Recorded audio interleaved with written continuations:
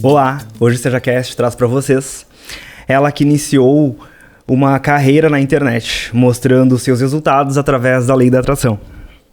Ela que mudou a realidade de milhares de pessoas através da sua transformação. Ela que é noiva do Danilo Neves, cantor gospel. Ela que é mentora de reprogramação mental. Ela que hoje é cristã. Ela que é criadora do método Efeito Borboleta. Ela que construiu uma comunidade de mulheres fortes e femininas. Ela é Lara Brasil. Aê! Bem-vinda! Muito obrigada pelo convite. É muito bom poder fazer parte desse podcast, que eu tenho certeza que isso aqui vai ser uma aula.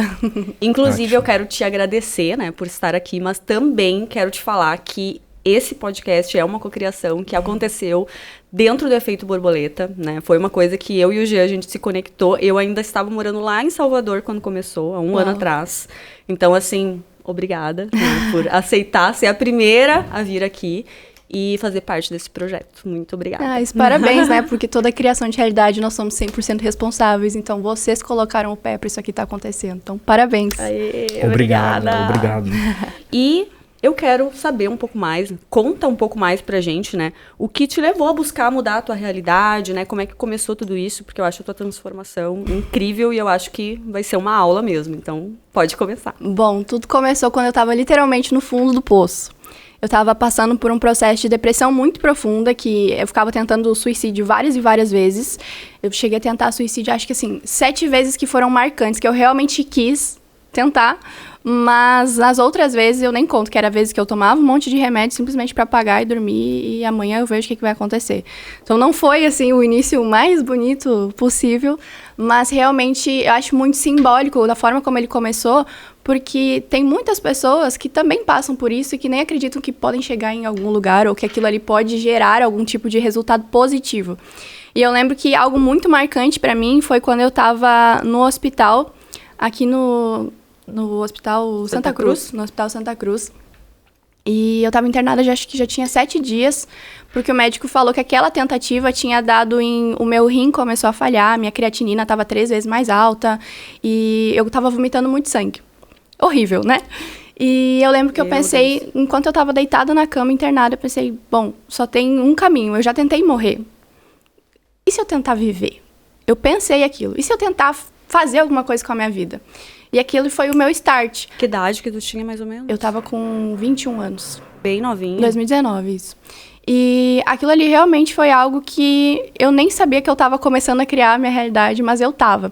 Eu tinha tentado todos os tipos de terapias que vocês podem imaginar. Todos mesmo. Bati aqui. Todos mesmo. E parecia que nada realmente gerava um resultado, até que a minha mãe falou assim, filha, eu tenho aqui só 3 mil reais, são os últimos 3 mil reais que eu posso te entregar para te ajudar.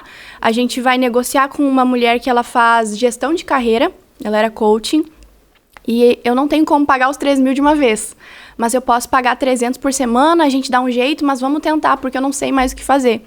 Então imagina o desespero da minha mãe, de o que eu vou fazer para minha filha continuar vivendo. Eu lembro que aquele Natal ela falou assim, a única coisa que eu quero é saber que tu tá viva. Só isso.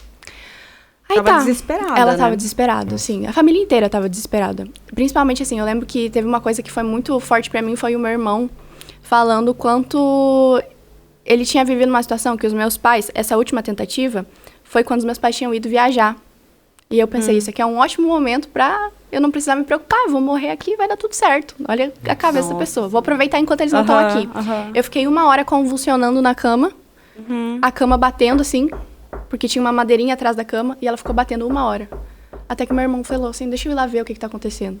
Quando ele entrou, eu tava convulsionando, ele ligou pra ambulância, a ambulância falou pra ele me virar, porque aí eu ia vomitar. E aí eu vomitei e fui cambaleando, assim. E o teu irmão é mais novo que... Não, ele é mais velho. Mais velho. Mais velho. Mas também traumatizou a família inteira, Imagino. né? Sim. Foi realmente situações bem difíceis. Porém, quando eu fui fazer esse processo de acompanhamento, eu lembro que acho que ali num dos primeiros encontros, inclusive foi no dia 11/11, que eu fui fazer o meu primeiro encontro. Num dos meus primeiros encontros, ela falou pra mim... Como é que foi? Me perdi. Ah, tu já leu o livro Segredo? Ela falou pra ti. Ela perguntou. E aí eu falei assim, eu vi o filme dela, então vê de novo, pode ser que te ajude. Aí eu pensei, tá, né, já fiz tudo, o que eu vou perder? Não tô fazendo nada aqui, né? Não vai dar nada. Assistir. Aí eu fui lá, assisti, eu já sabia o que se tratava e comecei a ver que ele tava fazendo muito sucesso. E eu pensei, mas por que ele tá fazendo tanto sucesso? Tem alguma coisa. Tem alguma coisa aí. E aí eu comecei a usar, eu pensei, deixa eu pensar aqui, tentar ver essa coisa de lei da atração. E usar isso pra criar minha realidade. Naquela época, assim, hoje eu entendo o que leva uma pessoa a ter depressão. E eu digo que dá pra resolver a depressão em questão de 1, 2 encontros ali.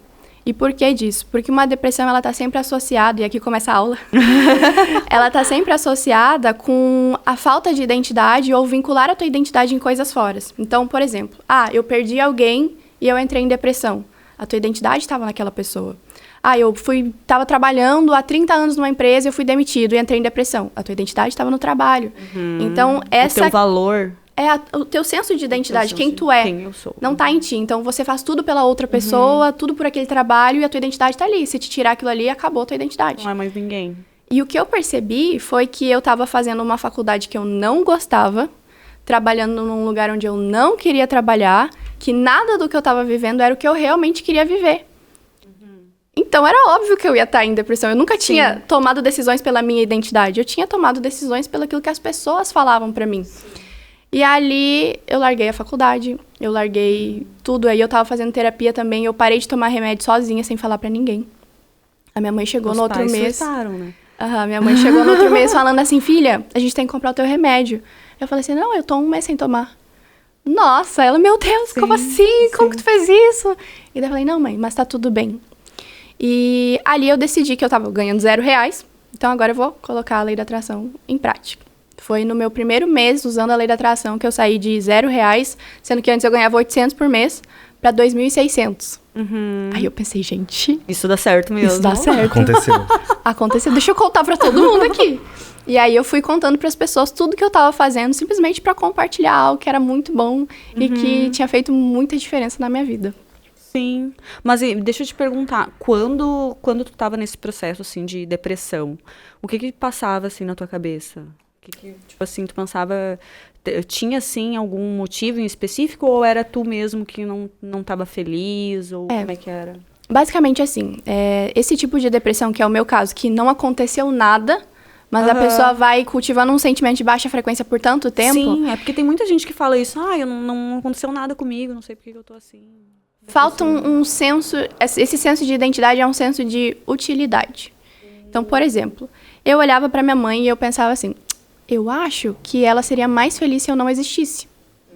Ela ia ter mais dinheiro, ela ia poder fazer coisas diferentes, ela não ia se preocupar tanto com dinheiro. Como se tu fosse um fardo, né? Como se tu carregasse uma culpa, alguma coisa ali. Exato. Eu até ia te perguntar antes também, o que foi gatilho e quando começou, na verdade, esses pensamentos, né, de suicídio, de... Porque geralmente o que a gente ouve, né, das pessoas que tentam é que a intenção delas era acabar com uma dor. Né, e que na verdade, né, a gente que busca ler... Às vezes assim, a dor é maior que a vontade de viver, né? Chega num momento assim que ela quer acabar com tudo porque ela vai acabar a dor. E a gente sabe que não, na verdade, né? Porque é uma dor de essência que precisa ser tratada, né? Então, o que foi gatilho e tu lembra, assim, quando que isso começou... Como foi? Eu digo que a maioria das coisas acontece na infância, né? E quando eu olho pra minha infância, eu lembro que lá pelos meus 11, 12 anos foi a época que eu tive a minha primeira depressão. Só que não era uma depressão onde eu realmente tentava tirar minha vida. Eu só tomava uns remédios, cortava os pulsos e tudo certo, digamos assim. Sim. E quando eu olho pra aquela época, eu lembro que eu era muito excluída. Então eu tinha um senso de rejeição muito grande. Eu preciso... me esconder, porque ninguém aqui gosta de mim. Na escola também? Mas em casa também ou não? Os meus pais trabalhavam muito. E eu sempre fui assim, eu olhava pro meu irmão e eu via que o meu irmão, ele era tipo um peso, na minha visão, né? Ele era um peso pros meus pais. Assim como eu também me enxergava como um peso. Eu pensava, esse homem aí tinha que estar acordando cedo, ele não acordava sozinho, tipo assim, essas coisas. Então eu olhava pra ele e eu falava assim, eu não quero ser um peso pros meus pais, então eu vou me virar sozinha. Só que como eu era uma criança, os meus problemas eu carregava sozinha. Porque eu achava que se eu compartilhasse com os meus pais, eu ia estar sendo um peso para eles. Eles já tinham os problemas deles. Então, mesmo que os problemas de uma criança sejam problemas de criança, Sim. ainda assim aquilo tem valor para uma criança. Claro. Então, eu me virava sozinha. Eu não precisava de ninguém para me acordar. Até hoje eu não gosto que ninguém me acorde. Eu não precisava de ninguém para me mandar fazer as coisas, fazer o tema de casa. E como o meu pai, ele era bem duro com a gente, eu pegava isso de, tipo, eu não quero que ele seja duro comigo, então eu vou ser dura comigo mesma. E aí, por exemplo, eu fui mal numa nota, então eu vou tirar o meu celular de mim. Eu vou parar de usar celular. Autocobrança, né? Eu comecei a me autopunir. Autopunição. Pra não precisar receber isso de fora. Então, ali eu entrei na minha primeira depressão. Eu me cobrei tudo que dava pra cobrar, eu me culpava muito. Era muito peso em cima de mim pra uma criança de 12 anos, mas eu peguei isso pra mim, como se ninguém pudesse me ajudar. Então, a responsabilidade era minha, mas eu não sabia. E ali foi a primeira vez que eu tive. Então, daquele tempo, a partir dos 11, 12 anos, eu fiquei com aquela dor latente dentro de mim. Eu nunca tratei ela estava dentro de mim. Só que ali eu comecei a buscar estímulos externos. Então, por exemplo, entrei num relacionamento, depositava no relacionamento. Então, eu era feliz enquanto tinha pessoa, mas aí sempre arrumava brigas como uma forma de criar a minha própria realidade e sentir mais aquela culpa. Então, eu fiquei vivendo esses ciclos por muito tempo, até que chegou no momento, no ápice, né? De sentir aquele sentimento por muito tempo, a ponto de se tornar tentativas de tirar a minha própria vida. Sim. Nossa, não, é muito forte isso. Mas e aí, depois, quando tu conseguiu, quando tu começou assim, primeiro mês, deu resultado, foi rápido? Não! O primeiro mês deu muito certo. Fica à vontade, tá? Tá. Porque tu disse, né, o primeiro mês já consegui ter O primeiro uma mês grande foi assim. diferença financeira mesmo, né? Foi um salto quântico. Mas assim, tu colocou assim o teu foco, né, em relação à lei da atração, em fazer dinheiro no trabalho. Totalmente. Aí eu tava trabalhando como autônoma naquele momento, porque eu tinha me demitido. E eu passei literalmente assim, era todos os dias eu acordava, eu colocava um mantra pra atrair dinheiro. Eu ficava repetindo o Grabovoi, que é as sequências do Grabovoi. Eu colocava arquétipo em tudo que era canto e a minha vida virou isso. Era só meio várias que a gente faz, técnicas. Fazer todas as técnicas Não, mas possíveis. eu já aprendi que não deve fazer isso. Eu quebro isso Essa lá aula, então. Eu quebro isso no efeito borboleta. Aí o que aconteceu? O primeiro mês deu muito certo, porque eu comecei a ter um estímulo, eu comecei a acreditar. Segundo mês, qual que foi o meu pensamento? Putz, mas eu fiz 2.500 no primeiro mês. Deixa eu diminuir minha meta. 2.600. A meta era 2.500, eu fiz 2.600. Deixa eu botar 1.500. 100 reais a mais. Ó. Eu botei 1.500 a meta. Eu fiz todas as coisas igual. Acho que eu cheguei em 900 reais. Aí eu... No como segundo assim? mês. No segundo mês. Como assim? Não deu certo? Se eu fiz as mesmas coisas e não tive o mesmo resultado.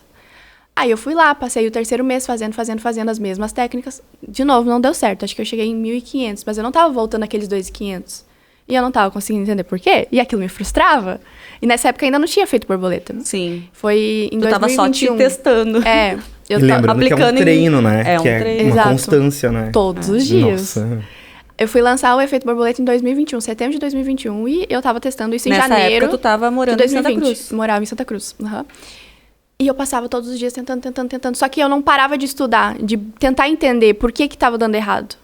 Por que agora eu estou fazendo as mesmas coisas e tá dando errado? Foi aí que eu descobri o tal do padrão de pensamento, da crença, de crença limitante, criação de realidade. Aí eu, agora eu descobri algo novo. Deixa eu olhar isso daqui e testar isso daqui. No primeiro mês que eu apliquei as coisas que eu tinha aprendido de novo aprendizado, eu subi para 5.000. Aí eu... Isso foi qual mês aí? Eu não lembro. Foi lá em metade do ano de 2020. Sim, aí já tinha passado alguns meses ali que tu tava meio frustrada. Acho que deu uns 4, 5 meses. Mas e esses aprendizados que tu teve? Foi a partir de cursos? Foi a partir de livros? Como é que tu foi buscando isso? Foi muito através de pesquisa na internet. Pesquisa na internet. A Hoje em dia tem, né, muito conteúdo. Eu pesquisava muito Napoleão Hill, muito Hélio Couto. Aí agora já são outros, mas naquela época era esses principalmente. Eu estudava muito Hélio Couto naquela época. Sim. Aí fui entendendo, beleza, apliquei, fui para 5.000. Aí eu descobri que eu podia definir meu salário. Falei, gente, que legal isso aqui. Gostei de brincar disso. Gostei de brincar disso. Só que a gente precisava fazer isso de degrau em degrau, por conta das crenças, tu vai te limitando. Então eu fui fazendo de degrau em degrau. Aí eu lembro que foi, de 5. Tá, no próximo vai ser 6. Aí tá. Foi querendo aumentar. No próximo deu 6 de novo. Depois deu 7,200. Eu, opa! Aí tu conseguiu manter e foi subindo. E foi subindo. E foi subindo. E ali eu vi que eu tinha descoberto algo que era muito bom e que eu precisava contar pro máximo de pessoas possíveis. Até que veio o meu primeiro lançamento, digamos assim, foi em abril. Porque eu já tava com o meu site, com a loja online. E aí eu queria fazer um curso para as pessoas para poder falar aquilo que eu tava aprendendo. E aí eu lembro que eu pensei assim, cara, eu não tô com tempo. E aí a maioria das pessoas que quer lançar alguma coisa, fazer, fala assim, eu não tenho tempo, então eu não vou fazer. Eu pensei, então o que eu posso fazer para não comer o meu tempo e ainda assim eu consegui fazer um pequeno lançamento, sem fazer gravação nem nada. Aí eu lancei 21 dias de acompanhamento, passando todos os dias reprogramação mental, ensinando alguma coisa sobre técnicas, ferramentas que eu tava usando na minha vida. Aí tu passava no WhatsApp mesmo para as pessoas. Em áudio. E aí eu coloquei numa plataforma depois. Simplesão. Foi a primeira vez que eu tinha feito 3 mil reais em um dia. Eu lembro da sensação, assim. Foi tipo, o quê? Meu Deus. Nossa. Estourei. E aí, tipo assim, essa fase que tu conseguiu, assim, dar essa mudada, né? Foi, assim, questão de um ano que tu saiu ali daquele momento que tu tava no hospital pra, tipo, um ano depois tu tá totalmente diferente e ainda fazendo dinheiro. Foi o chamado salto quântico. É, o salto quântico. Em um ano, né? Porque, assim, naquele momento que tu tava frustrada, né, naqueles meses, hoje, se tu for analisar, foi pouco tempo, né? Foi, Né? Na hora que a gente tá vivendo, parece que tá demorado, uma eternidade. Né? E aí, depois, foi super rápido. Mas, assim, tipo, é muito louco isso. Eu queria até que tu explicasse um pouquinho mais pra gente. Uma coisa que eu acho muito interessante dentro dos treinamentos, cursos, é que tu é muito prática no passar.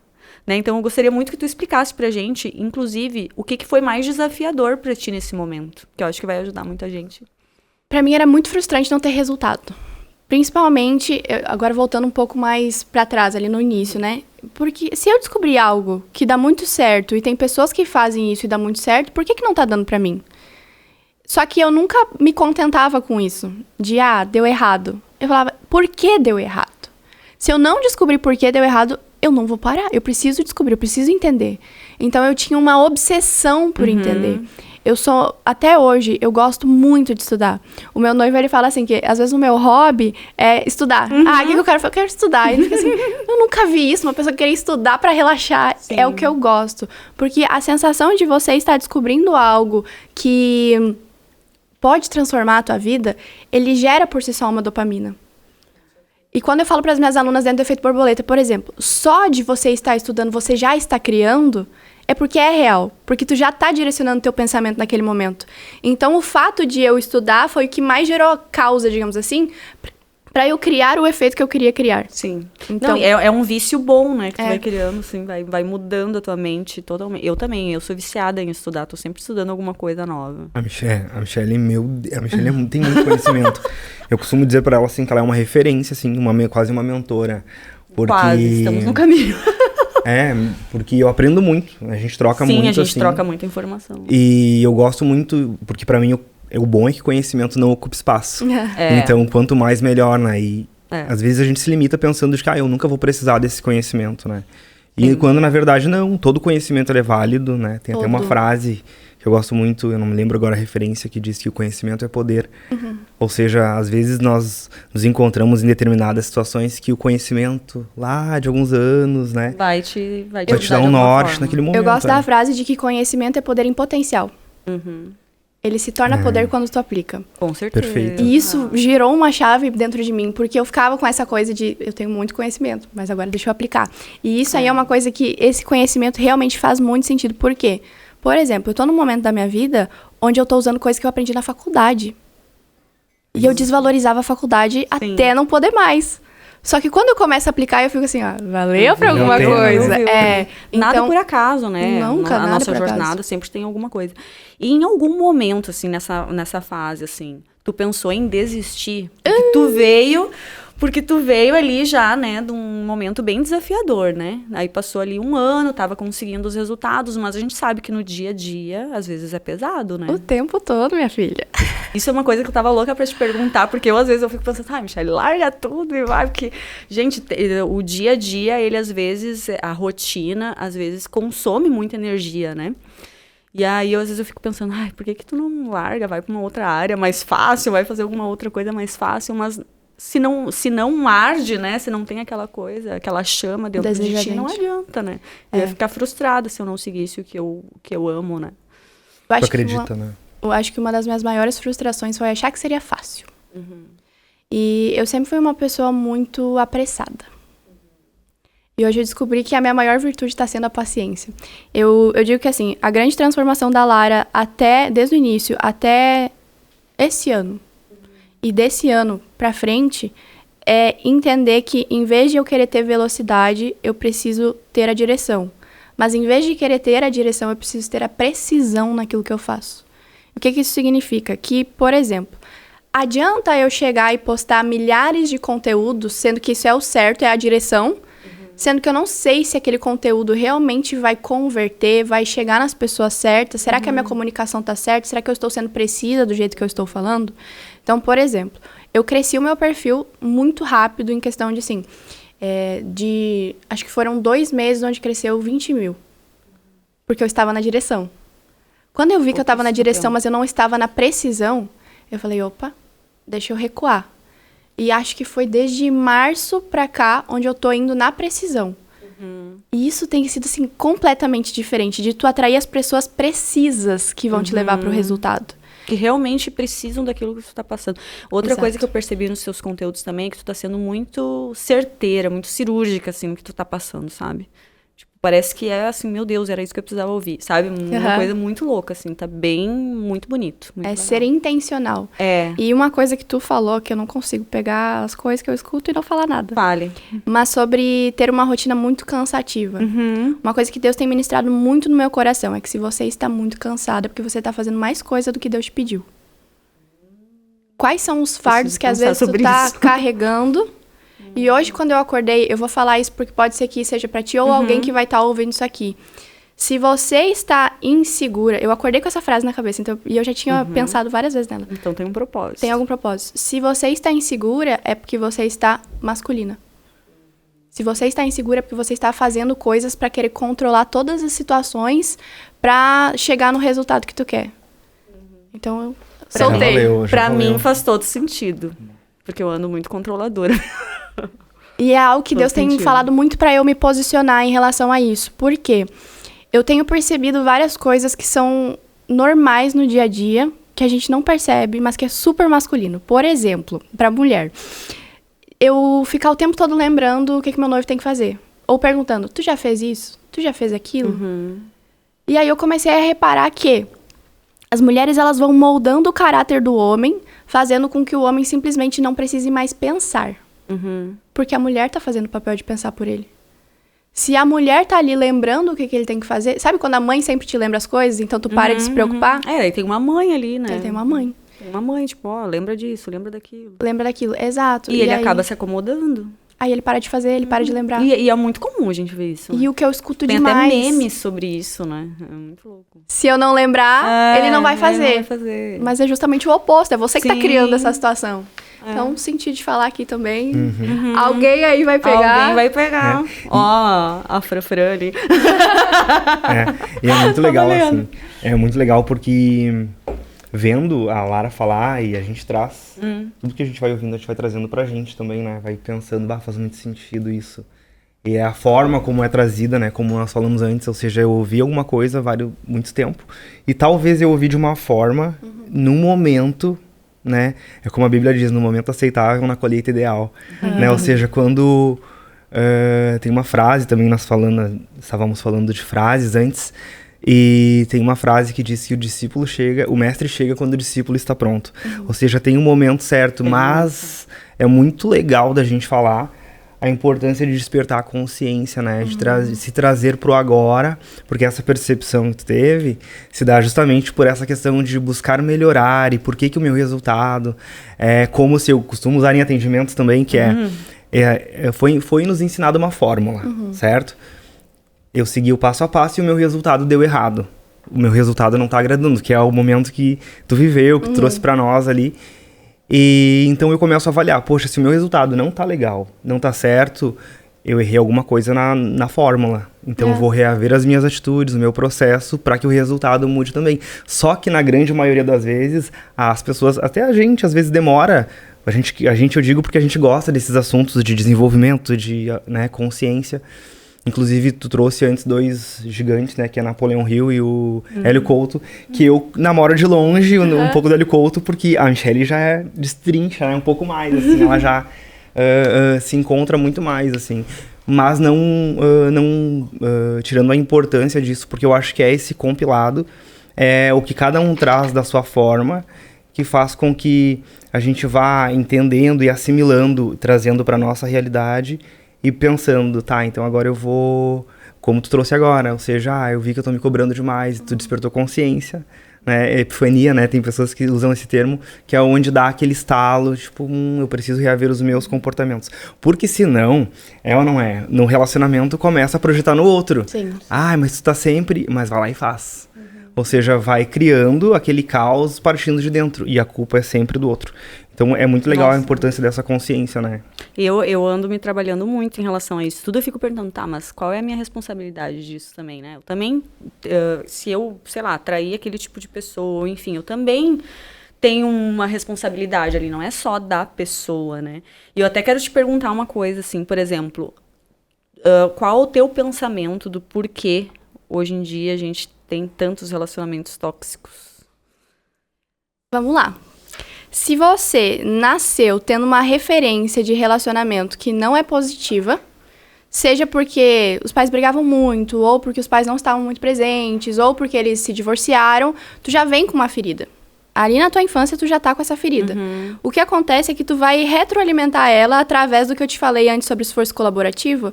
Das pessoas ao nosso redor, elas sempre vêm pra trazer aquele sentimento à tona em ti. Então, o sentimento tá dentro de ti. Só que o sentimento... A única forma da gente perceber o que a gente tá sentindo, o que a gente tá pensando, é através das outras pessoas. Então, se vem uma pessoa, ela só serve como uma resposta de que, olha, você tá com uma ferida de rejeição. E por isso você... olhar pra isso. Exato, por isso você está se sentindo rejeitada.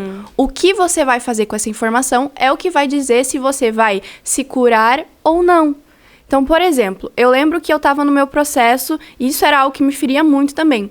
Eu já entendia de criação de realidade, eu já tinha o meu conceito de que relacionamento é um espelho, e eu estava vivendo um espelho que eu não gostava. Sim. E eu olhava para aquele espelho. Essa sensação. Conheço. E eu olhava para aquele espelho e eu falava, gente, o que tá acontecendo? O que em mim precisa mudar? O que eu não entendia é que toda vez que um relacionamento termina, é um resultado de que algo dentro de uma das pessoas mudou, e agora ela não aceita mais aquele comportamento. Por isso terminou. Qual que era o meu problema? Eu acreditava que eu chegava numa barreira de que não existe nada melhor pra mim daqui pra frente, eu não vou conseguir nada melhor, o máximo que eu vou conseguir é aquilo que eu já conheço. Então deixa eu voltar pro que é conhecido, porque eu não sei se eu vou conseguir uma coisa diferente. Mesmo eu entendendo que eu era criadora da minha própria realidade. Ou seja, eu ficava vivendo um looping por 4 anos, onde eu alimentava a minha autoimagem e ele também alimentava dele. Sim. Então, as minhas feridas eu projetava nele, as feridas dele ele projetava em mim, e a gente ficou nesse ciclo horrível por 4 anos. Quando eu tomei a decisão de eu não vou mais voltar para esse lugar, eu precisei mudar algo no meu ambiente, que foi quando eu saí daqui, quando eu fui morar em São Paulo. O que eu posso mudar no meu ambiente para eu não voltar mais para aquilo que eu acreditava ser a única possibilidade? Sendo assim, quando eu fui pra lá... Mudou totalmente daí, né? Mudou totalmente. Imagina, Santa Cruz do Sul pra São Paulo. Mas eu ainda atraía pessoas que faziam eu me sentir pequena. E isso era nos relacionamentos também? Nas amizades também? Eu tinha uma ferida muito grande em relação à amizade. Eu fui descobrir isso quando eu tava lá. Porque eu não deixava as pessoas me acessar. Eu até vi um vídeo esses dias que eu cheguei a pensar se eu comentava ou não no vídeo em si, fazer algum corte em relação àquilo, onde a mulher falava assim, aceitei que eu sou a amiga que ninguém prefere. Eu não sou a amiga preferida de ninguém. Aquilo nada mais é do que uma ferida de rejeição, onde a pessoa projeta nas outras pessoas, então ela desperta esse sentimento dentro de amizades, que veio de uma ferida que ela viveu e ela vai ficar repetindo aquele padrão até ela entender que precisa se curar para ter um novo tipo de amizade. Sim. E eu acredito que eu tenho também essa ferida. Agora eu tô falando. Eu fiquei pensando, porque eu também tenho, assim, uma certa... Eu fico, assim, um pouco de dificuldade de mostrar realmente quem eu sou, sabe? Demora um pouquinho, o Jean, que é meu amigo mais tempo. O que acontece se Ele tu já mostrar quem tu sabe. é? Não, eu acho que assim, ó, parece que eu acho que eu tenho muita ferida, não. Eu acho que é crenças de confiança. Exato. Por questão de amizades na infância, muito bullying, essas coisas, mas também de relacionamentos muito tóxicos, né? Aí eu sempre fico com aquele pezinho atrás, essa pessoa vai me trair em algum momento. Até nas amizades. Sabe? Daí tu já fica esperando que a pessoa vai fazer algo ruim. Aí é óbvio que tu vai atrair uma pessoa que vai fazer alguma coisa, né? É porque é o dedo. Aí tu pensa assim, agora vai ser diferente, porque eu conheci essa pessoa incrível, maravilhosa, aí a pessoa vai lá Aí tu bota a pessoa lá num pedestal, né? repete o padrão. Exatamente. A programação, mas eu não sei vocês, mas o que a gente percebe, assim, e observando e avaliando, né, de relacionamentos, assim, é que muitas vezes é a mesma coisa vocês agora, né? Tu e o Danilo. Vocês estão se conhecendo. E dentro de o que fez um olhar pro outro foi justamente as diferenças. Né? E dentro da grande maioria dos relacionamentos, as pessoas elas começam porque elas se atraíram, porque são diferentes, e um começa a querer transformar o outro. Ou simplesmente uma pessoa. Ela acontece o famoso sequestro da subjetividade. Né? O padre Fábio de Mello tem até um livro, Quem Me Roubou de Mim, que é muito legal também, que acontece muitas vezes, não é que o outro é tóxico, ou seja, as pessoas elas têm essa mas que às vezes um tem a dependência de estar na sombra do outro, sabe? Existe isso também que vai criando, ou seja, vai acabando aquela admiração porque o outro se transformou o que o outro queria. Logo, a posterior a isso, na rua começa a ficar mais colorido, na rua começa a ficar diferente. Por quê? Porque na rua tem uma certa liberdade maior, que foi, sei lá, acabada ali, que acabou ali.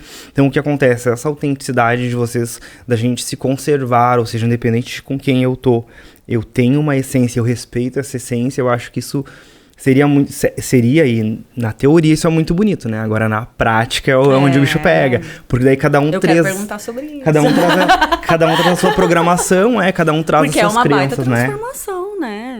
Olhando assim a Lara, né? Eu acompanho, como eu faço também o efeito borboleta, tenho ali também a história dela. E eu vejo o quanto é diferente os primeiros vídeos, né? As lives, as coisas. Tanto, até quero falar sobre autoimagem, que tu falou antes. Eu acho que vai ser legal explicar para o pessoal o que é autoimagem e o quanto isso é importante, né? A gente trabalhar, porque eu acho que a gente está se transformando a todo momento. Em todo momento. Eu acho que faz parte da identidade também, né? Faz, a autoimagem basicamente é aquilo que eu enxergo sobre a minha identidade. Então, é como se a identidade ela fosse algo interno e a autoimagem é o teu lado externo, aquilo que tu projeta pro mundo. Então, por exemplo, eu sou insegura por dentro, eu projeto isso na minha autoimagem, a minha insegurança. Então, como que eu posso fazer isso? Eu posso preferir não me vestir de um jeito tão autêntico, não ser tão posicionada, me diminuir dentro dos meus relacionamentos. Então, os meus comportamentos são uma resposta exata da minha autoimagem. E a minha autoimagem é só o lado externo da minha identidade. Então, são duas coisas extremamente conectadas. Eu começo a trabalhar minha identidade, a minha ferida de rejeição, eu começo a mudar a minha autoimagem. Então, por exemplo, quando eu falei que eu mudei a minha forma de usar o cabelo depois que eu mudei coisas dentro de mim. É porque, de fato, aquela mudança... Sabe aquela coisa de... A mulher, quando muda o cabelo, é porque ela tá pronta pra mudar de vida. É um fato. Ela realmente está pronta pra isso. Eu sinto muito quando acontece isso. E é um resultado de algo que mudou dentro dela. E assim, um dia eu ouvi também tu falando que o nosso corpo, né, ele é resultado do nosso subconsciente. Eu achei isso o máximo, né? Tem uma frase que me pega muito. Eu pensei assim, nossa, isso é demais. Serve para as doenças, para a forma do teu corpo, né? Se tu consegue emagrecer, não consegue emagrecer. Tudo isso acho que influencia, né? Tem uma frase que me marcou muito, que fala que o nosso merecimento está estampado no nosso corpo. Nossa Senhora. Ei, doeu demais quando eu ouvi essa... Nossa... Pegou? Zerei o game. Que loucura.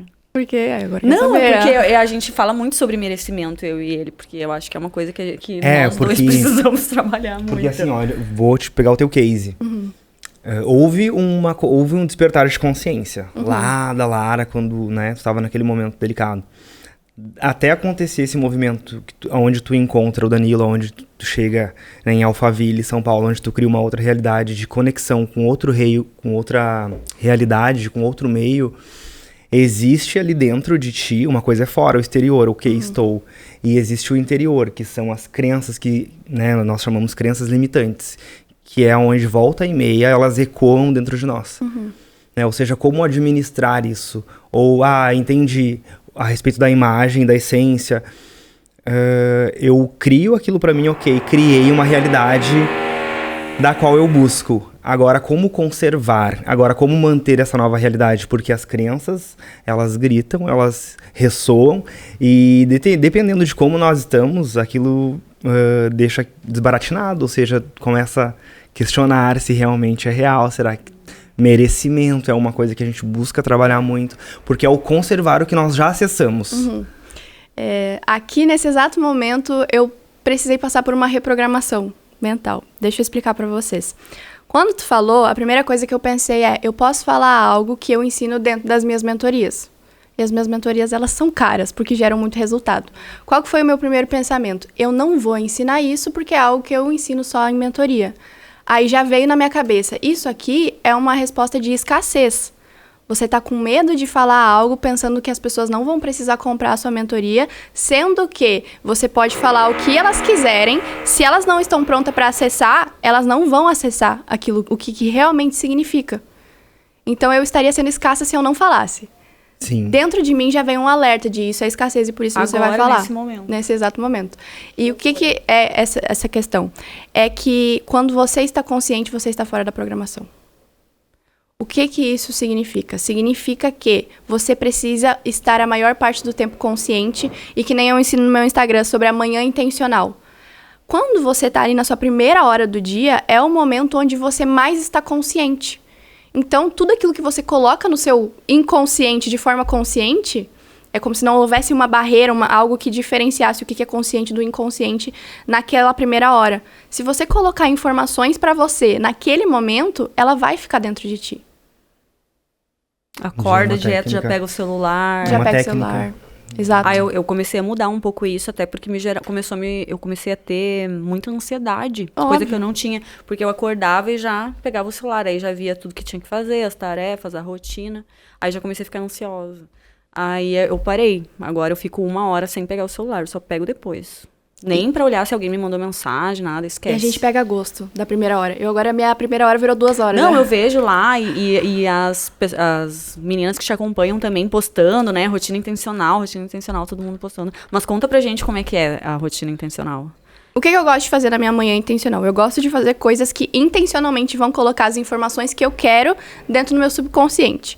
Por exemplo, se eu quero me tornar uma pessoa mais disciplinada, então eu vou ler um livro que fala sobre como as pessoas disciplinadas são pessoas incríveis e vão chegar no resultado. Sim. Aí, por exemplo, quero construir uma mente milionária, vou ler o livro de mente milionária, vou fazer as declarações naquele momento, que o próprio livro já fala sobre algumas declarações para fazer.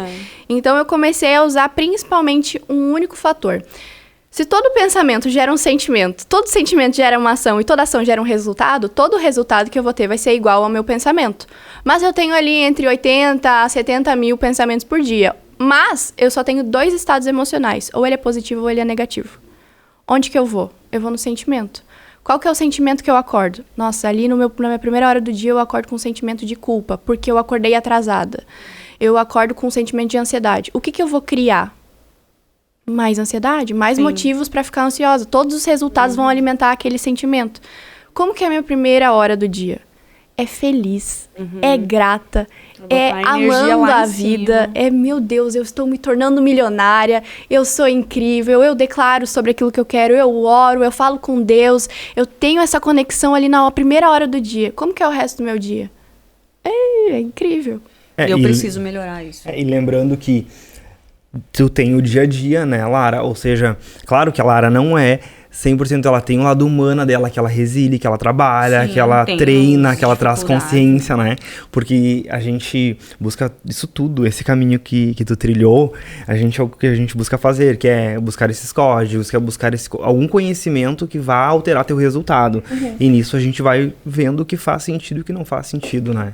Mas que não é algo fácil. Né, Lara? É uma tarefa árdua, né? Aquelas brigas internas, que os conflitos maiores são os internos, né? O grande problema é o velho homem. É matar o velho homem todos os dias. Sim. Porque ali a gente tem, por exemplo, tudo aquilo que tem ao meu redor vai me trazer os sentimentos que e já estão dentro de mim. Então, as pessoas que têm ao meu redor, elas vão despertar sentimentos em mim. E sentimentos geram resultados. A cidade onde eu tô, o ambiente, a casa, tudo isso vai me gerar o senso de identidade. E se o meu senso de identidade, eu olho ao redor e eu penso, eu não queria estar aqui. Isso aqui me lembra fracasso. Tu tá alimentando aquela identidade todos os dias. Então, você criar a sua realidade, ser um co-criador, significa você ser maior que o seu ambiente. Você ser maior do que as pessoas que estão ao seu redor e maior do que o tempo. Porque o tempo é a nossa maior frustração. Porque eu olho ali e penso, nossa, mas eu já tô há 5 anos fazendo isso. Tô há 4 anos. Eu tô há 10 anos fazendo a mesma coisa e eu não estou tendo resultados diferentes. Só que aí tu vai ficar alimentando a mesma coisa. Então tu precisa... Eu digo, por exemplo, pro meu noivo, eu falo isso, que às vezes a gente tá ali totalmente desestabilizado. Eu falo, hoje eu vou me permitir sentir o meu sentimento. Hoje eu vou ficar na fossa. Vai ficar triste, Eu vou ficar. Respeitar o momento. Eu respeito, eu me acolho. Legal. Por quê? O que as pessoas fazem? Se o meu sentimento gera o meu resultado, eu não tô tendo o resultado que eu quero, mas o que eu vou fazer, meu Deus do céu? Já entra num desespero. Entra no desespero e fica alimentando isso dia após dia. E eu acho que isso é uma coisa muito legal de tu falar, porque quando a gente começa esse processo de autoconhecimento e de querer, né, trabalhar nossa mente, a gente fica assim, não posso sentir tristeza, não posso ficar triste. Eu lembro que até dentro do efeito borboleta, que é uma coisa que eu acho muito legal, é que tem um caminho pra tudo que é lado, assim, tipo, se tu não consegue por aqui, tu vai por aqui. Tem aula pra tudo que é momento, né? Por exemplo, tem uma aula que eu acho muito legal, por exemplo, se tu tá com a vida estagnada, né? Se tu tá triste, o que tu faz? E eu acho isso muito interessante porque a gente vai sentir as emoções. Não tem como negar. Não tem como... E assim, uma das coisas que eu mais aprendi é que quanto mais reprimida tu é, menor é o teu poder de criação. Então, quanto mais tu te cobra pra não sentir sentimentos ruins, mais tu tá reprimindo tua capacidade de criar. Agora, se tu te entrega ao sentimento e sente ele com muita intensidade, então, por exemplo, quando eu acordo e vou ter minha primeira hora do dia, eu sinto uma gratidão, que é uma gratidão assim, uau, parece que aconteceu a melhor coisa da minha vida, porque eu já tô com o sentimento ali, e ele vai me gerar o resultado que eu quero. E isso se comprova. E vai, certo, eu acredito que vai aumentando dia após dia. Vai ficando, tá ficando mais gostoso isso aqui, né? Vou levantar mais cedo, vou colocar mais isso pra fazer. Eu lembro que uma coisa que eu adorava muito fazer era acordar cedo e praticar yoga, né? Me alongar, fazer tudo. Era uma delícia, assim, eu me sentia muito bem. E agora eu tô com a minha rotina meio bagunçada, mas quero melhorar isso. Mas daí é muito desse exercício que a gente sempre conversa também, que é do aceitar, eu vou me abraçar agora, não tô afim, hoje não tô legal, e trazer pra perto esse sentimento, né? Porque na grande maioria das vezes a gente aprende que tem que ser forte o tempo todo.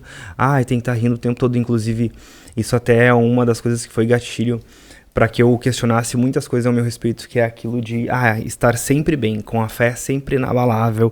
E a realidade não é essa, sabe? Esse jogo de verdade que nós buscamos ter com Deus, com o Criador, eu acho que isso é muito genuíno, sabe? Olha, hoje eu tô só aqui, não tô afim de falar, só afim de chorar. Ou ficar em silêncio na presença de Deus, né?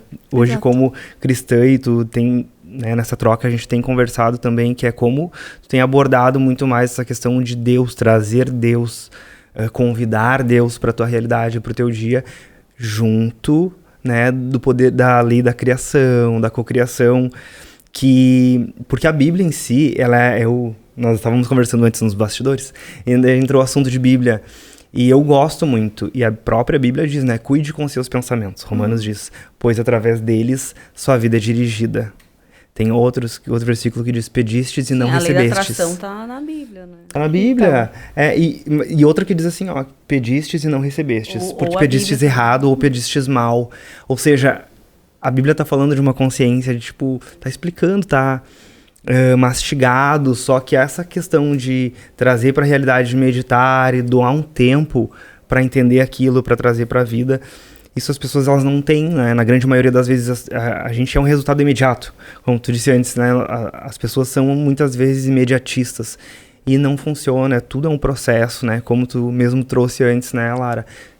É claro que é legal acordar todos os dias com o pensamento de paz, mas quando o teu corpo não tá querendo, né? tua essência naquele momento tá querendo respeitar, tem outro sentimento, eu vou abraçar esse sentimento e vou cuidar de mim. E vou cuidar dele porque ele faz parte de ti. Isso é muito legal mesmo de trazer, porque eu acho que eu conversando, e até mesmo nos atendimentos, a gente vê muito disso. E às vezes, por mais que a gente busque, né, trazer o conhecimento, não vira uma chave, não traz dessa forma como tu trouxe agora, porque tu hoje é uma referência para nós também e para muitas pessoas mesmo. A Lara tem, né, uma rede, como nós falamos antes, de mulheres fortes, femininas, e é legal de trazer isso porque vai trazendo como um colo para todas elas, né, no sentido de tá tudo bem não estar bem, né, faz parte do processo, respira, te dá esse tempo e vai de novo, né, na outra manhã começa todo o teu treino de novo, né, Lara? Porque até na Bíblia tá isso. Até na Bíblia vai ter tribulações. E aonde tu vai quando tu quer encontrar descanso? Onde eu encontrei meu descanso foi justamente em Deus, foi porque eu tô passando por esses processos, tá, mas e agora? Eu tô nesse dia de caos, o que eu vou fazer? E é ali onde eu encontro a verdadeira paz que excede todo entendimento. É ali assim, cara, eu tô num dia que, meu Deus, quero morrer de novo. Meu Deus, será que voltou aquele sentimento? Será que eu vou ficar com aquele sentimento de novo? Será que eu vou entrar em depressão? Meu Deus do céu, o que eu vou fazer? Eu vou orar. Eu vou ler a Bíblia. E ali eu começo a receber aquele consolo, assim, que vem lá de dentro, que não tem nada igual, e que dá vontade de chorar só de pensar, mas que a gente só encontra ali naquele lugar, sabe? Então é isso, por isso que eu tenho queimado tanto por falar disso, porque eu sei como é difícil viver. É difícil viver. Ou talvez a gente crie a dificuldade por conta do pensamento de achar que é difícil, pode ser também. Mas a cada desafio que a gente vai tendo, se eu tenho esse lugar de descanso, de consolo, ele passa muito mais rápido. Eu percebo que hoje, por exemplo, quando eu tenho dias ruins, que tem dias que eu tenho dias ruins mesmo.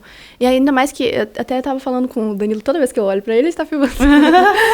Teve um dia que eu voltei a tomar Rocutan, mudando, né, a autoimagem de novo. Ah, sim. E... acompanhei quando tu postou mesmo. E aí, me deu uma baixa de energia muito forte.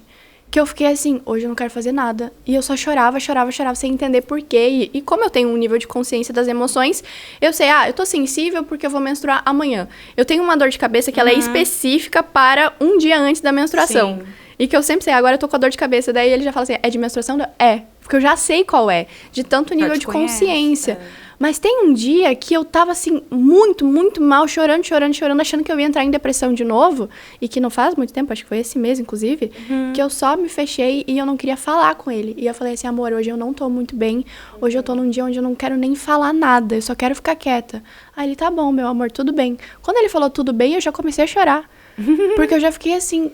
Peraí, mas ele não vai me obrigar, me xingar de não estar bem, de como assim? Ele simplesmente me acolheu. E eu comecei a perceber, e a gente ora sempre em relação a isso, de como a gente sente o amor de Deus através um do outro. De como é aquele consolo que simplesmente ele tá ali pra ouvir e sem julgar e questionar. E aí eu lembro que eu falava assim, hoje eu falei bem braba. Ele nem sabia que eu não tava bravo com ele, né? Eu tava bravo comigo, eu tava revoltada comigo mesmo. Eu falei assim, hoje eu não quero dormir de ligação, porque quando a gente tá longe, a gente dorme de ligação. A gente amor. Não dorme sem se falar nunca. Toda noite a gente ora junto e tudo mais. E eu falei, hoje eu não quero dormir de ligação. E ele falou, tá bom, meu amor, quiser conversar, eu tô aqui. Acolheu. Ele me acolheu, eu comecei a chorar mais ainda. Aí depois a gente já foi conversando, liguei, né? Dormimos de ligação, deu tudo certo. E aquilo foi me mostrando cada vez mais de como é o amor de Deus, esse amor acolhedor, mas também que naquele momento eu passei o dia todo orando. Eu tava na fossa. Eu tava assim, no pior dia há muito tempo. E eu, Deus, por que eu tô assim? O que tá acontecendo? Fala comigo, me mostra, me explica. Aí no outro dia, ele falou assim, amor, será que não é do Rocutan? Aí eu, pode ser. Verdade. Pode ser, né? Porque esses medicamentos são fortes. Né? E no outro dia eu já tinha acordado, assim, super bem. E ele falou, agora tu tá na tua identidade. A gente tem muito essa coisa de ficar edificando um ao outro, porque a gente sabe como nós somos em essência. Qual é a identidade de cada um. Então, se ele estiver inseguro, eu vou dizer, hoje tu não tá na tua identidade. A mesma coisa ele faz comigo. Hoje tu não tá na tua identidade. Tá tudo bem. Mas só pra tu saber, pra tu estar consciente. Sim. Mas vai vigiando o outro. Me ajudando. Conta como é que chegou até o Danilo, então, né? Me então, conta isso também, quero saber. Então, isso é uma coisa que me interessa encontro? muito, essa parte, assim, de relacionamentos e tal, porque é uma coisa que hoje em dia a gente vê o quanto tanto homens quanto mulheres sofrem com isso. Eu acho que é um pilar da nossa vida que é, tipo, muito importante escolher a pessoa com quem tu vai te relacionar, né? Total. A pessoa que vai estar do teu lado. Tipo assim, eu já tive experiências a Fran sabe, minha irmã, que, tipo assim, a pessoa que tava do meu lado, assim... tipo, é como se eu fosse outra pessoa. Quando eu tava do lado de um dos meus relacionamentos, sabe? Então, assim, pra mim é uma coisa que eu quero saber como é que foi essa transformação, né? Como é que foi pra ti. Eu acredito que muito da tua autoimagem, identidade, crenças e tudo mais, né? Então, a primeira coisa foi que eu tinha descoberto a ferida de rejeição um mês antes, porque eu me sentia rejeitada nos relacionamentos. Isso quando tu se mudou pra São Paulo. Lá em Alphaville. E quando eu percebi isso, eu falei, ok, estou me sentindo rejeitada, o que eu vou fazer com isso? Eu fiquei, assim, devorando tudo que tinha de conteúdo sobre rejeição na internet, até que eu entendi. E, assim, eu não tinha respostas. Mas eu falei... É isso, né? Eu não tinha algo... Eu li um livro chamado A Raiz da Rejeição, e aquele livro não tinha me ajudado. Não ajudou nada. Que era pra ser a raiz. Mas eu entendi que, dentro da Bíblia, tem uma passagem que basicamente diz que eu não preciso ser aprovada por pessoas, eu preciso ser aprovada por Deus. Então eu falei assim, Deus tá me aprovando? Acho que tá. Eu vou me posicionar. Eu vou começar a me posicionar com aquilo que eu acredito, com aquilo que eu carrego, e eu vou ignorar o que as pessoas pensam. Aí o que aconteceu? Eu comecei a atrair situações pra colocar a rejeição à prova.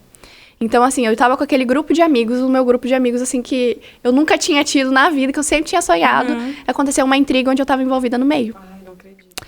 Que era fofoquinha, Eu falei, isso aqui é resistência. Eu falei, o que eu acredito nessa situação? Eu acredito que eu devo me posicionar, falar aquilo que eu acredito. O que vai acontecer, eu não sei, mas Deus vai me aprovar. Sim. E tá tudo certo, porque eu tô seguindo a palavra dele. Fui lá e botei a rejeição à prova, deu uma treta, o pessoal parou de se falar, as pessoas saindo do grupo, mas eu tinha certeza de que eu tava seguindo aquilo que Deus queria pra mim. Eu falei, amém. Se eu estou fazendo aquilo que Deus quer, logo eu vou atrair novas pessoas. Passou, acho que 2 dias, eu já comecei a ter novos amigos, que eram amigos que me levaram pro outro nível. E aquilo ali fez eu me sentir muito, muito bem. Eu botei a rejeição à prova. E eu comecei a fazer isso. Onde que eu fiz? Eu me sinto envergonhada quando eu vou postar um stories ali no carro, no Uber. Até fiz um post sobre isso. Eu vou botar a rejeição à prova. Eu vou gravar aqui. Vai te desafiar. Eu vou me desafiar. É assim que tu muda, por exemplo, uma crença, um comportamento? Foi assim que Botando eu mudei. botando a prova. Foi assim que eu mudei a rejeição, especificamente.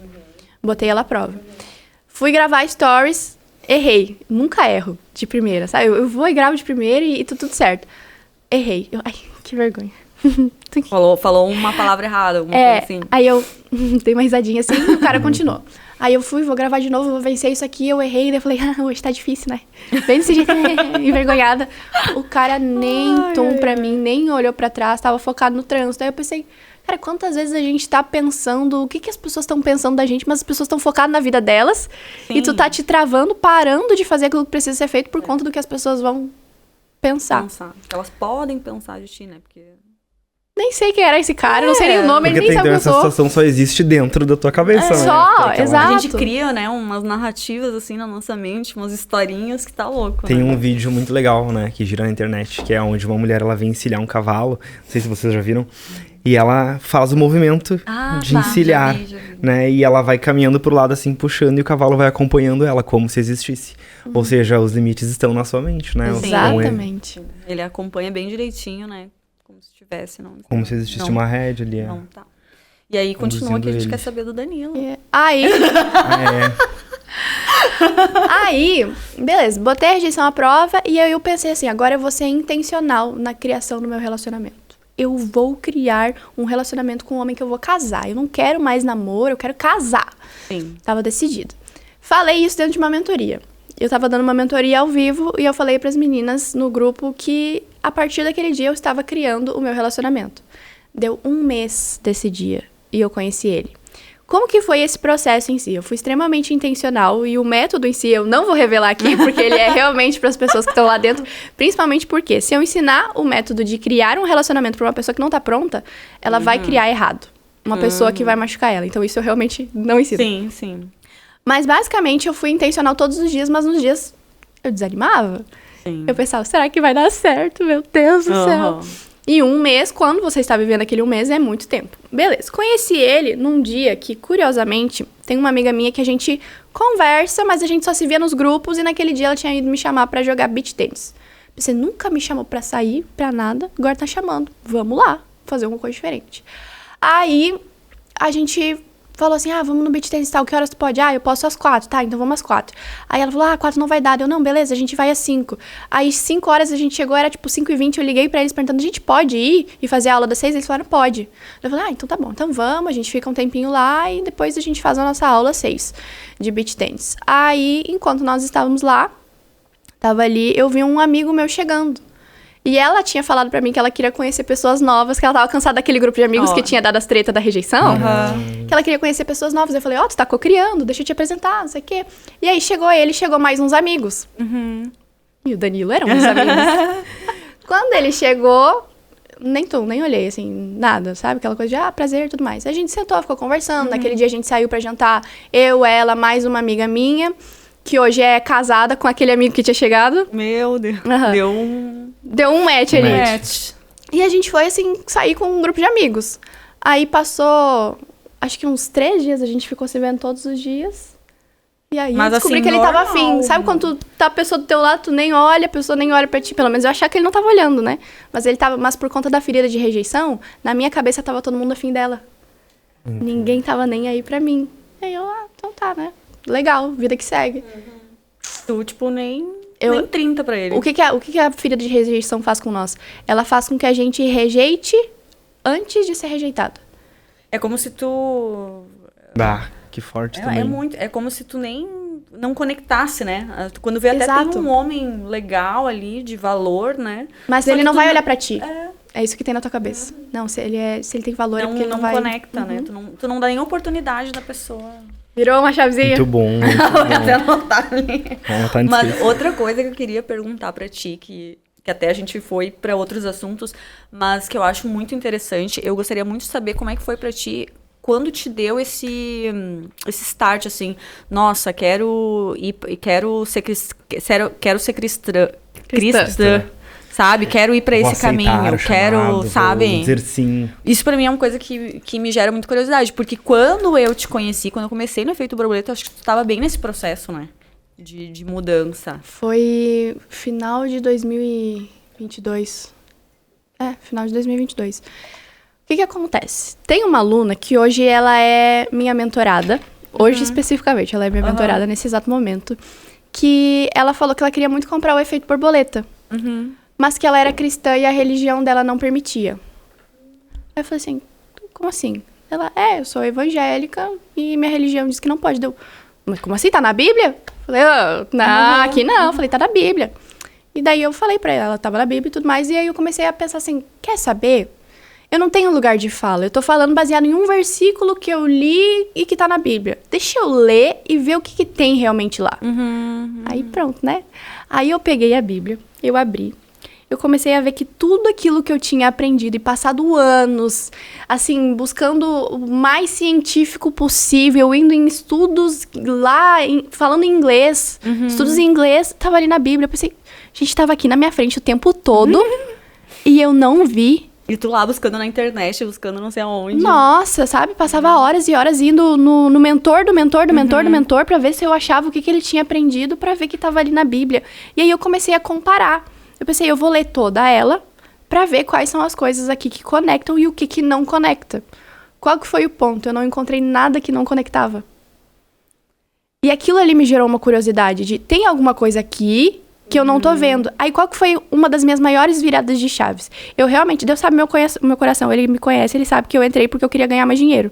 Porque tem aquele versículo lá que agora eu esqueci, que era o versículo que acompanhava a minha vida inteira, Mateus 6,33. Busquem, pois, em primeiro lugar os reinos de Deus e todas essas coisas serão acrescentadas. Eu pensei, se vai ser acrescentado, eu tô querendo. Aí, e foi. Aqui, ó. Foi em várias áreas da vida. Foi em várias áreas da vida, exato. Aí, eu comecei a ver que eu tinha 3 grandes referências. O Pablo Marçal, o Wendel Carvalho e o Paulo Vieira. 2 deles eram cristãos evangélicos. Eu pensei, gente... E o Wendel tava se convertendo, tava no processo de se converter também. Tava, né? Pensei, gente... Se eles, que já chegaram onde eu quero chegar, estão buscando a Deus, eles sabem de algo que eu não sei. E aí eu fui me aprofundando. E quanto mais eu me aprofundava, mais Deus me pegava. Então, Deus me pegou ele pela física quântica. Sim. Muito doido isso. Muito doido. E Eu ali- adoro física quântica também. Estudo muito sobre isso. E coisa que, assim, tem... o livro tem, É, sei lá quantos anos, porque antes de Cristo já estava sendo escrito. já tá. E a gente tá descobrindo a física quântica, a criação de realidade agora. Sabe? Essa inteligência universal, que é como a maioria dos livros descrevem. E aí eu fiquei assim, como é que pode? Como é que a gente não tava vendo isso? Deixa eu viver isso aqui pra poder falar pras pessoas. Porque tudo aquilo que eu quero ensinar pras pessoas é algo que eu vou testar, vou ver se funciona. E se funcionar, aí eu vou falar pros outros. Eu não sou aquela, tipo, encontrei uma técnica. Gente, façam essa técnica aqui. Eu digo isso porque eu comprei um curso de uma mulher que ensinava sobre técnicas que ela nunca tinha aplicado, mas que ela falava que dava certo. Tipo, façam aí. Aí eu falei, não, eu vou testar, eu vou ver o que acontece, depois eu vou falar sobre isso. Sim. Não, e daí a partir dessas referências, começou a buscar, e aí como é que foi assim pra tu ir até a igreja? Tu foi sozinha por curiosidade? Ou foi alguém que te levou? Como é que foi isso? Aí que entra um caso muito curioso. O que acontece? Eu tinha, no meu ex-relacionamento, que a gente ficava tentando dar certo, ele falou assim, olha, talvez, se a gente escutar as palavras do Dave Leonardo, as ministrações dele, a gente consegue. Então, a gente começou a assistir Dave Leonardo todos os dias. Aí ele falava assim, vamos fazer um compromisso de ir na igreja uma vez na semana? Só que aquilo que eu conhecia por igreja era igreja católica, e o nosso ir na igreja era passar na frente. Então, a gente ia, falava assim, fazia o sinal da cruz daquela época, e era isso. Só que ali a gente terminou, e eu tinha ido pra São Paulo, porque eu tava indo aquele ano todo pra São Paulo, todos os meses, e eu fui encontrar com uma amiga, e eu falei pra ela assim, eu tô sentindo que eu quero me aproximar de pessoas que me aproximam de Deus. E eu tinha feito essa oração em junho de 2022. Deus, me aproxima de pessoas que me aproximem de ti. E aí eu fui pra casa dessa minha amiga lá em São Paulo, e ela falou assim, vamos na igreja? Tu já foi numa igreja? Eu falei, não, ela vou te levar numa igreja evangélica. Eu falei, tá, então vamos. Quando eu cheguei lá, curiosidade, ela é da Umbanda. Quando eu cheguei lá, eu chorei muito. Assim, eu cheguei a me arrepiar, assim, porque era na Bola de Neve, primeira igreja que eu fui. Aí eu cheguei lá, eu chorava, eu fiquei, gente, que é isso? Que eu nunca vi na vida. E eu me emocionava, eu arrepiava, eu ficava assim, que é isso? Aí, em dezembro, eu fui pra Salvador e eu falei pra minha amiga, vamos pra igreja, vamos ir na igreja aqui? Ela falou, vamos. A gente tava lá em Salvador, a gente foi e a gente começou a falar de Deus, algumas coisas assim, e se aprofundar cada vez mais. Então, eu tava sempre escutando Dave Leonardo. Eu comecei a ouvir louvor, e aquele louvor era a coisa mais gostosa no mundo, que eu ficava assim, tipo, chorando em casa, queimando, até que eu fui pra Alphaville. E o meu ir pra Alphaville foi muito emblemático, porque eu tava um dia com uma amiga minha que eu conheci fazendo um curso do Protagon, do Wendel Carvalho. Aí foi ela que fez a minha harmonização. Ela sentou do meu lado e a gente começou a conversar simplesmente porque o nome dela é Luísa Brum e o meu é Lara Brasil. Aí ela escreveu LB, eu escrevi LB. Aí a gente, que legal. Aí a gente começou a conversar. E quando eu fui fazer a minha harmonização, ela começou a falar pra mim de Jesus, dos propósitos que ela tinha feito em relação ao relacionamento, que ela tinha feito jejum pra encontrar o namorado dela e tudo mais. Aí eu, isso aqui me pegou. O que é esse jejum aí? Passou uns meses, eu falei com ela, a gente continuou conversando. Eu fui pra São Paulo, ela falou, amiga, eu tô em São Paulo, vamos se ver? Eu falei, vamos. Aí ela levou o menino que ela tava conhecendo naquela época. Ela me apresentou e tudo mais, e ele já era de Alphaville, e ele falou pra mim assim, quando Deus quer te mudar de nível, ele te muda de mesa. Aquilo que tu tá falando de criação de realidade, todo mundo dentro da minha igreja fala. Tu tinha que ir pra minha igreja. Eu sinto que Deus tá querendo te tirar da tua cidade e te levar pra Alphaville. E ele testificou no meu coração. Senhora. Porque eu já tinha falado. Deus usa muitas pessoas, né? Sim. Nossa, demais. E Deus já tinha falado, eu ia pra São Paulo e falava assim, gente, aqui é meu lugar. Nossa, aquilo queimava dentro de mim, eu quero vir pra cá, eu quero vir pra cá. E eu já tinha feito lá naquele curso que a gente fez junto, eu tinha escrito que eu queria ir pra São Paulo. Aí eu fui pra lá e eu continuei conversando. Ela terminou com ele naquele dia. Foi só pra eu conhecer. Era propósito. E eu continuei conversando com ele como se fosse um irmão, assim, a gente não conversava sobre nada além de Deus. Então eu pegava e eu tirava todas as minhas dúvidas com ele. Eu via um vídeo e eu falava, o que tu acha disso aqui?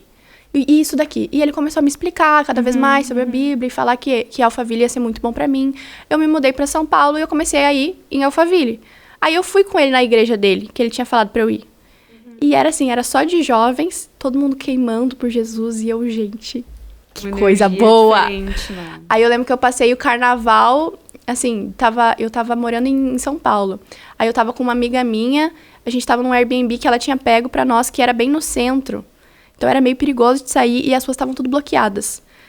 E em pleno carnaval, tava chovendo, e eu falei assim, eu vou ir na igreja, na Lagoinha, lá em Alphaville. Sim. Aí eu andei acho que umas 3, 4 quadras, assim, com o chinelo resbalando. Peguei o Uber, quando eu entrei no Uber, ele era cristão. Nossa. E ele foi pregando pra mim, falando de Deus até chegar lá. Cheguei lá e era aquela coisa que eu falava, gente, isso aqui é o meu lugar. Parece que eu busquei fora todo esse tempo algo que eu poderia resumir aqui. Sim. Sabe? Então eu realmente me encontrei, aquele lugar era pra mim. Sim. E aí todos os meus amigos ali eram cristãos. Então eu comecei a sair com as pessoas, o ambiente foi me levando diferente até que eu falei, exato, né? E eu sentia um vazio muito grande. E eu falava, eu preciso me batizar, porque parece que mesmo buscando, falta alguma coisa. E eu falava pra pastora, o que eu preciso fazer pra poder me batizar? Ela, tu acha que tu tá pronta? Né? Porque eu tava passando por processo de estudar e querer cada vez mais. Eu falei, eu preciso disso, eu preciso acabar com essa sensação de vazio. E foi batata, eu achava que não ia acontecer, eu pensei, mas eu acho que é. Eu me batizei e parece que passou aquele vazio. Eu acho que é uma confirmação, né, também, dessa mudança, da tua crença também, né? E foi em que ano, mais ou menos, isso? Foi 2023. Foi o ano passado. Foi 16 de março, 16 ou 19 de março. E assim, falando sobre aquilo que o Jean falou antes, né? Sobre a lei da atração estar na Bíblia. Tu quer falar alguma coisa sobre isso? Aí é uma crença que entra, posso falar? É uma crença que entra muito nas pessoas não entender o que é a lei da atração. É uma crença mais da igreja, eu diria, do que de fora. Por quê? Se eu entendo o que significa a lei da atração. Lei da atração é você atrai tudo o que transmite. E tem uma passagem em Jó que ele fala, o mal que me temia veio sobre mim. Então ele fala sobre exatamente como ele tinha tanto medo, que tudo aquilo que teve medo aconteceu. É exatamente isso que diz a lei da atração. E ela é uma das 12 leis que existem. Não sei se são 7 ou 12 leis, não lembro. Mas essas leis, elas estão o tempo todo acontecendo sobre a tua vida. E quando eu entendo que eu sou a imagem e semelhança do Criador e que eu crio a minha realidade com Ele, por exemplo, se eu quero plantar uma maçã, eu quero ter uma maçã, e aí eu quero viver todo o processo de plantar a árvore e nascer a macieira. Qual que é o meu papel? Eu vou lá, eu vou plantar a semente e vou regar. Mas tem a parte que eu não posso fazer, que é só Deus que faz. Que é construir, criar a árvore, fazer cada detalhezinho das folhas até que venha o fruto. Então, quando eu entendi que eu podia unir essas duas coisas, e eu lembro, inclusive, com o meu noivo, teve muito essa questão de eu explicar pra ele o que era realmente a criação de realidade, Sim. de um jeito que ele entendesse bem do ponto de vista bíblico, pra ele poder usar isso ao favor dele. Porque qual que é a grande questão dentro da igreja? Tem muito essa ideia de esperar o tempo de Deus. É o tempo de Deus que acontece as coisas. Mas tem pouca intencionalidade na parte de semear. Entender o que realmente significa eu assumir as responsabilidades daquilo que eu tenho que criar. Entendendo que Deus vai me dar o direcionamento. E, principalmente, assim, que é uma coisa que eu faço muito. Eu submeto todos os meus planos à vontade de Deus. Eu não tomo decisões... Eu digo isso porque é algo que me perguntam muito. Então, já tirando essa dúvida geral. Eu não decido aquilo que eu quero viver sem antes orar em relação a isso. É aí que entra a parte de eu servir a Deus, de, Deus, eu entendo, e Deus tem me mostrado várias vezes isso. Tudo aquilo que eu quero viver, Ele me dá. Mas às vezes Ele vai falar assim, espera um pouquinho, enquanto isso tu vai fazendo o que precisa fazer, que eu vou dar um jeito de encaixar essas coisas aqui. E aí eu lembro que uma vez eu dei um exemplo que era basicamente assim, imagina que tu gosta muito de açaí, tu ama açaí, tu fala pro teu pai, me dá um açaí. E aí ele vai falar assim, tá bom, filho, eu só vou ir trabalhar, na volta do trabalho eu te trago. Aí o que a gente faz? Ele não me deu agora, ele não vai me dar. Deus, por favor, me dá um açaí. Meu Deus, eu quero muito açaí. E não precisa, ele vai te dar o açaí, só espera até ele voltar do trabalho. Crianças mesmo, né? Exato. Insistindo quando tem um tempo, né? Exatamente. Nossa, isso é muito louco. Legal mesmo, Lari. Certamente, assim, vai ser rico para muitas pessoas, né? Muita coisa boa sendo trazida, sendo abordada. E a gente, assim, vai, na verdade, crescendo junto, né? Aquela troca de derramando. Esse é o objetivo do SejaCast, é trazer realmente pessoas que tenham experiência, né? Em realmente mudar vidas, né? Exato, Transformar vidas. Bom, Nosso tempinho também tá dando lá. Mas antes eu quero fazer uma pergunta que eu tava aqui, ó, já anotando. Que eu quero saber, porque eu assisti um vídeo teu no YouTube que eu acho que vai ser muito maravilhoso, assim, para várias pessoas que estão nos assistindo, que é sobre a cura da endometriose. É um vídeo que eu assisti e que, assim, a gente sabe que... Eu acredito que essa cura que aconteceu contigo, a gente pode usar para várias outras áreas da nossa vida, né? Então, eu acho que vai ser demais se tu pudesse falar para nós como que isso aconteceu. Como é que foi isso. E também, quem quiser procurar depois no YouTube, tem um vídeo lindo da Lara explicando tudinho. Bom, vamos lá. Primeira coisa que é importante entender é que se eu tô tendo um resultado, existe algo dentro de mim que precisa ser trabalhado.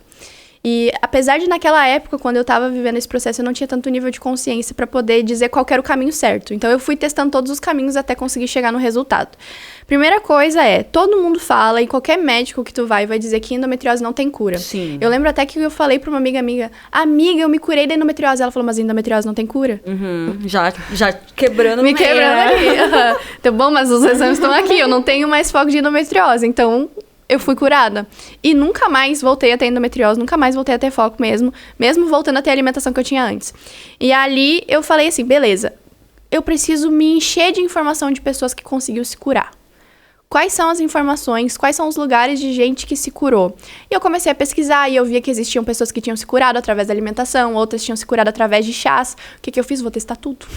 Porque eu tô disposta a pagar o preço pra poder chegar lá. E eu lembro que assim, eu tomava um chá... É uma dor horrível, né? Horrível.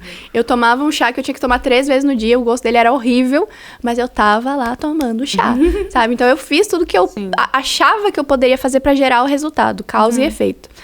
Além disso, eu precisava negligenciar ou recusar, seria a melhor palavra, o diagnóstico que eu recebi. Porque se eu acredito que não tem cura, logo eu nunca vou ser curada. Eu vou ficar vivendo sempre aquilo que eu estou vivendo. Depois eu fui buscar dentro da parte mais holística, mais entender o que aquela emoção gerava. Qual que era a emoção que tinha por trás? Foi quando eu entendi que tem muito a ver com a rejeição do feminino. Eu era muito masculina. E eu lembro que, assim, a minha primeira menstruação, eu chorei tanto, porque eu falava assim, por que a mulher tem que passar isso? Eu não quero, eu queria ser um homem. Então, logo na primeira experiência que eu tive, eu já rejeitei tudo que eu podia. E eu pensava assim, o que eu posso fazer pra nunca mais ter que menstruar? Será que existe algum remédio, alguma coisa? Então, eu mesmo que criei, porque depois eu precisei tomar remédio pra nunca mais menstruar. Sim. E foi, assim, 8 anos, sem passar pela menstruação. Ali, esse foi a primeira questão, de quais são todas as coisas que eu posso fazer aqui ao meu redor, dentro das possibilidades que eu tenho, pra me gerar mais próximo da cura. É alimentação, é cortar os embutidos, então eu vou cortar os embutidos. É tomar chá, então eu vou tomar chá. É me tornar uma mulher mais feminina, curar o meu feminino, então eu vou curar o meu feminino. Tentou de todas as formas, Todas as formas. No final deu certo. Então, qual que é o problema que as pessoas enfrentam? Primeiro, elas acreditam muito mais num diagnóstico do que na ciência, na física quântica. E eu já tinha essa coisa de entender que, cara, não, eu crio a minha realidade. Assim como eu criei essa doença, isso aqui é muito importante, todas as doenças são criadas por nós. Eu também vou criar a solução. Vou trazer um exemplo pra vocês. Agora eu tô passando pelo processo de cura do meu joelho. Nesse exato momento. E aí, qual que é o ponto? Eu tenho problema no joelho desde os meus 15 anos. Conta do atletismo, meu pé ele é curvadinho, então eu torcia muito ele e foi gerando problema e um desgaste. Mas qual que foi a ferida emocional que gerou um problema no meu joelho? Ferida de rejeição. Na época do colégio, eu lembro que tinha uma menina, eu não era muito valorizada pelas outras coisas, a não ser o atletismo, porque eu era uma ótima atleta. Então eu era a melhor corredora que tinha no colégio, as pessoas gostavam de mim por conta disso, a minha identidade estava nisso. Até que chegou uma menina que ela era mais bonita, do meu ponto de vista, e corria melhor que eu. Pronto, daí... tirou meu lugar. Aí, o que aconteceu? Eu tava correndo um dia num campeonato junto com ela ficou em primeiro, eu fiquei em segundo, eu cheguei no final da corrida, eu torci o joelho. Torci o pé que torceu o joelho, na verdade. Então, ali foi o meu primeiro... isso aqui me gerou uma segurança de eu justificar que eu não sou tão boa, porque o meu joelho tá com problema. Problema de, né, ali no corpo, como é que tu vai... Ali, eu... ser atleta novamente. Exato, eu calcifiquei o sentimento de insuficiência. Então, eu me senti insuficiente, eu fui alimentando. Quanto mais eu sentia o sentimento de insuficiência, mais eu alimentava a dor. Só que chegou num momento da minha vida onde eu estou lidando com ela, eu estou enfrentando ela, eu não sou mais isso. Eu entendi o meu valor, eu entendi o meu posicionamento, comecei a ser ousada. Ali eu comecei a curar. Ali começou o processo de cura. Por quê? Eu fui no médico eu tava caminhando em casa e meu joelho travou. Então, a primeira coisa que eu fiz, eu vou ficar com ele paradinho aqui, eu vou ir no médico. Marquei o médico, cheguei lá, ele me mostrou que eu tinha 4 problemas diferentes no joelho. Mas são nos 2. Então, eu não conseguia treinar do jeito que eu poderia treinar. Nos 2 joelhos. Nos 2 joelhos. Quando eu entendi isso, eu falei, beleza, então o que eu preciso fazer? Eu preciso ir numa fisioterapeuta. Vamos na fisioterapeuta. Ela falou que eu tenho que fazer reforço, então vamos fazer o reforço. Só que por que eu tô me curando nesse momento e não em todos os outros? Porque eu não tava curando a minha identidade, não tava curando a minha autoimagem. Aquele travar do joelho foi olha, agora você pode curar.